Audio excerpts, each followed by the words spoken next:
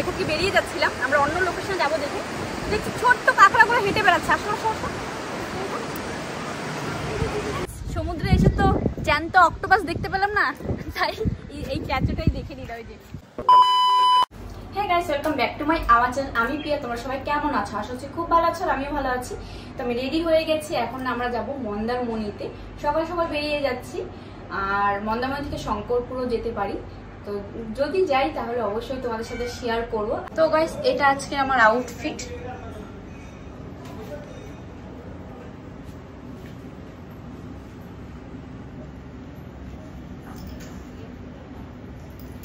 তো এখন আমরা বেরিয়ে পড়বো, পরে আমার ভিডিওটি কন্টিনিউ করছি।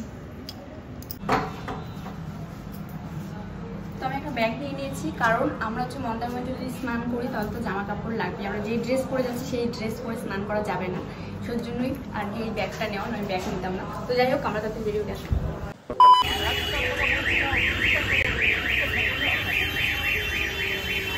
প্রচুর আওয়াজ, মাথা ব্যথা ধরে গেল।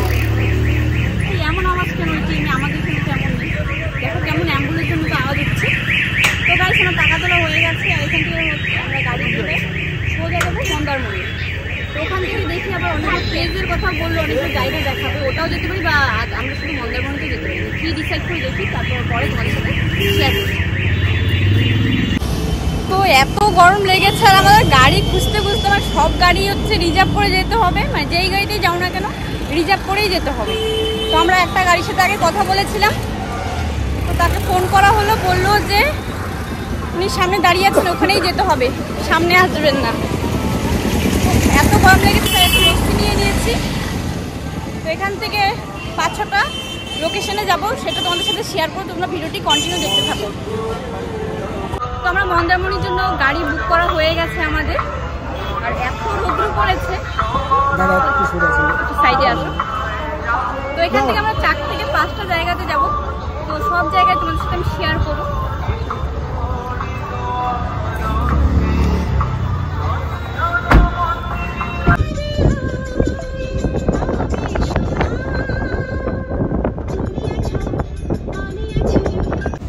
তো আমরা ফার্স্টে তাজপুরে ঢুকলাম, তারপরে আরও যেগুলো লোকেশন আছে সেটা তো শেয়ার করবোই। আর এত রৌদ্র গাইস, কি বলবো, বলে বোঝাতে পারবো না। এমন টাইমে আমরা বেরিয়েছি, এখন 11টা বাজে।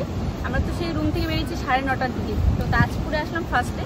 তো তাজপুরের লোকেশনটা তোমাদের সাথে শেয়ার, ভিউটা তোমাদের সাথে শেয়ার করি। তো তাজপুরে সিনেমাটিক শটে একবার এক ঝলক দেখে নাও তোমরা।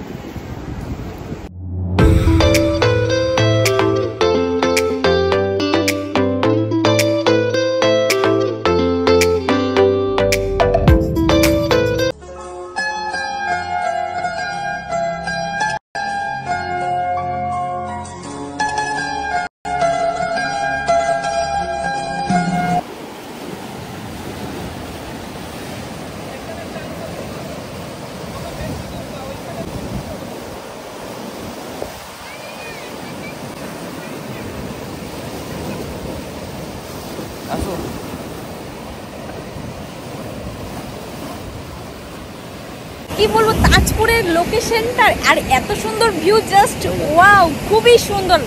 বলো, আর আমার কথাটা ক্লিয়ার বোঝাচ্ছি কিনা বুঝতে পারছি না, জানি না। আমাকে আমার ভয়েস হয়তো আই থিঙ্ক পরে দিতে হবে। জাস্ট একবার দেখো সমুদ্রের ভিউটা।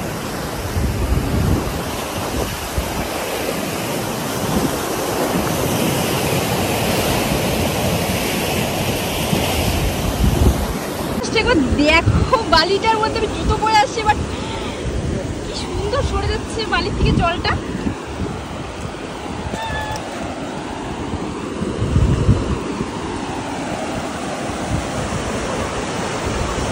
তো গাইস, আমরা হচ্ছে কাঁকড়া দেখতে পেয়েছি এখানে এসে। আমি তো ফার্স্টে খেয়ালই করিনি, দেখতেই পাইনি। ছোট্ট ছোট্ট কাঁকড়াগুলো মানে আমি চলে যাচ্ছিলাম, এখান থেকে বেরিয়ে যাচ্ছিলাম, আমরা অন্য লোকেশনে যাবো দেখে দেখছি ছোট্ট কাঁকড়াগুলো হেঁটে বেড়াচ্ছে। আসলে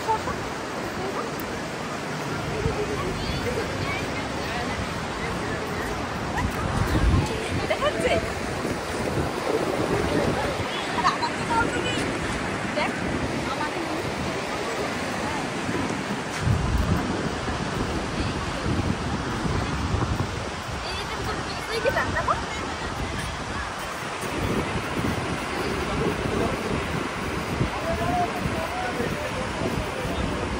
হ্যাঁ আমাকে দেখো পিছনে যাও। কোথায় গেল? এখানে ছিল না তো গাইস, কাঁকড়াটা বের করতে পারলাম না, এত ছোট্ট কাঁকড়াটা। তো আমি হাতটা ধুয়ে নিই আর এখান থেকে আমরা বেরিয়ে যাবো, কারণ অন্য লোকেশনে যেতে হবে। আর আমরা যে গাড়ি রিজার্ভ করেছি সেই গাড়িটা হচ্ছে একটা টাইম আছে, ওই টাইমের মধ্যে আমাদেরকে আবার ওখানে পৌঁছে দেবে। মানে আমরা বেশিক্ষণ থাকতে চাইলেও হবে না, নাহলে এক্সট্রা চার্জ লাগবে। যেহেতু আমি হাতটা ধুয়ে নিই, পরে আবার ভিডিওটি কন্টিনিউ করছি গাইস। few minutes later. তো গাইস ফাইনালি আমরা মন্দারমণিতে চলে এসেছি। আর আমরা যে গাড়ি বুক করেছিলাম সেই গাড়িকে মানে আঙ্কেলকে বলেছিলাম যে আমরা হচ্ছে লাস্টে মন্দারমণিতে যাবো, কারণ এখানে স্নান করার প্ল্যান ছিল। আর যে 4টে প্লেস বলেছিল দেখাবে, সেটা হচ্ছে আগে দেখাবে, লাস্টে মন্দারমণিতে আসবো।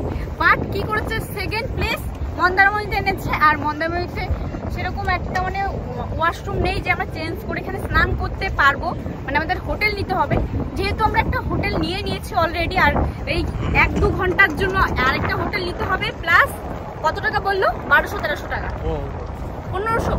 হ্যাঁ, তো আমরা ভাবলাম থাক, আমরা যে ওল্ড দীঘাতে আছি সেখানে আমরা স্নান করব। আর ওখানের পরিবেশটা তো ক্লিন পরিষ্কার, ওখানেই স্নান করার এখন আমরা প্ল্যান করলাম। আর এখানেও ভালো লাগছে।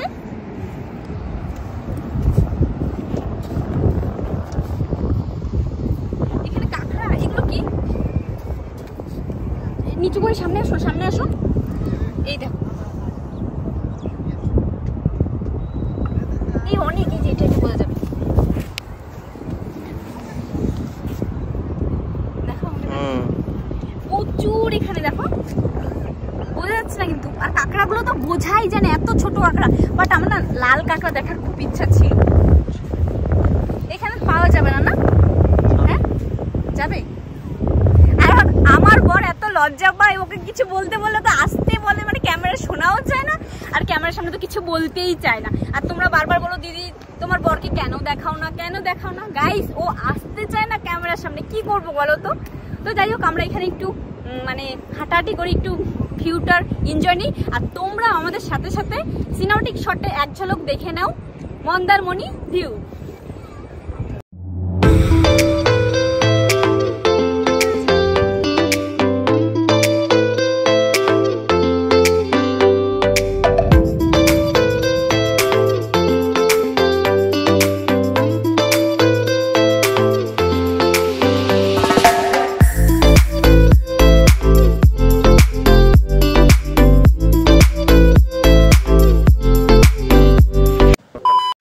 মন্দারমণিতে এসে আমাদের প্রচুর খিদে পেয়ে গিয়েছিল। তো আমরা ফার্স্টেই অর্ডার করেছিলাম ম্যাগি। তো আমার বর খাচ্ছিল, কারণ ওর প্রচুর খিদে পেয়ে গেছে।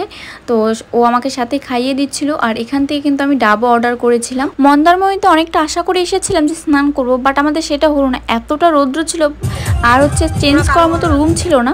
আর এখানে হচ্ছে আমরা আরেকটা ম্যাগি অর্ডার করেছিলাম, কারণ একটা ম্যাগি আমরা দুজনে শেয়ার করে খেয়েছিলাম, সেজন্য আরেকটা অর্ডার করেছি। ডাবে এই কচি নারকেলটা খেতে খুবই ভালো লাগছিল আমার। তারপর হচ্ছে মিউজিক বাজছিল, আমি ডান্স করছিলাম। তো তোমরা ভিডিওটি কন্টিনিউ দেখতে থাকো।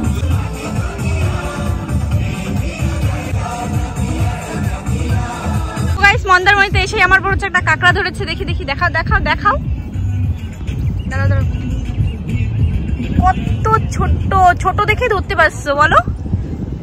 হ্যাঁ, বড় হলে কিন্তু এই কাঁকড়াটা তুমি ধরতে পারতো না। ছেড়ে দাও, ছেড়ে দাও। ছোট প্রচন্ড, এদিকে তাকাও। তো এখন হচ্ছে আমার বরের নাম লিখবো এখানে, দেখি সমুদ্রের জলটা এসে আমাদের নামটা মুছে দিয়ে যায় কিনা। আর এখানে আরেকটা জিনিস দেখতে পেলাম, শামুক। শামুককেই তো বলে না?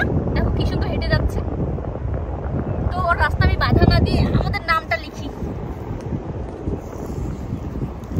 লাভটা হলো, মুছে যাচ্ছে তো। ফার্স্টে তোমার নাম দিলাম।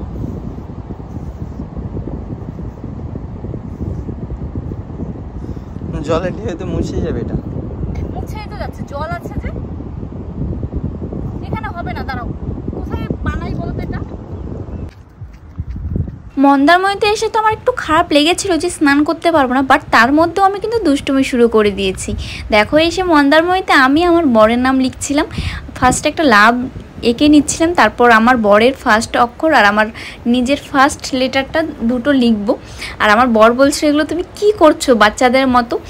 তো যাই হোক, এখানে দেখো আমার আর আমার বরের নামটা আমি লিখছিলাম।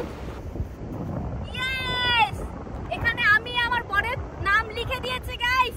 ওখানে লিখছিলাম বাট জল ছিল দেখে কোনো মতেই লেখাটা বোঝা যাচ্ছিল না, তাই এখানে লিখে দিলাম আই লাভ ইউ বার। এখানে একটা ভালো কথা বলছে। তো গাইস মন্দারমণিতে এসে আমি একটা জিনিস দেখতে পেয়েছি, জানি না এটা কি, বাট আমার বর বলছে এটা মাটি। মাটি এত সুন্দর করে বালিটা এটা হতেই পারে না। তোমরাই কমেন্ট করে জানাও তো এটা কি হতে পারে। আমি বলছি এটা একটা স্টার মাছ নাকি বলে ওটাই, বাট মারা গেছে যেহেতু এই সাইডে জল ওদিকে চলে গেছে, এটাকে রেখে দিই। ও কোনো মতেই মানতে যাচ্ছে না, এটা বালি এইভাবে থাকবেই না, বলছে এটা মাছ না। মাছ না হলেও কোনো একটা প্রাণী যে জলের থেকে বাইরে চলে এসছে, মারা গেছে। তো চলো আসো।